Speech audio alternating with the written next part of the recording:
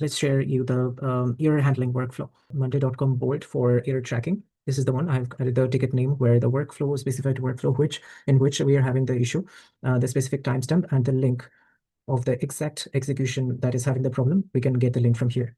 Let's give an error to the note from our code. So I have created this code note, which will throw an error.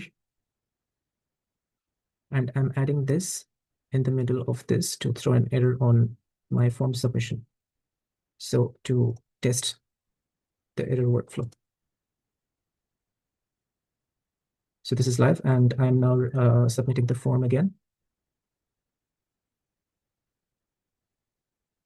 Okay, so this is throwing an error, and this should be it. Okay, so automatically it input the data that I'm having problem in pagination and order processing workflow. So this is the workflow that I'm having the issue.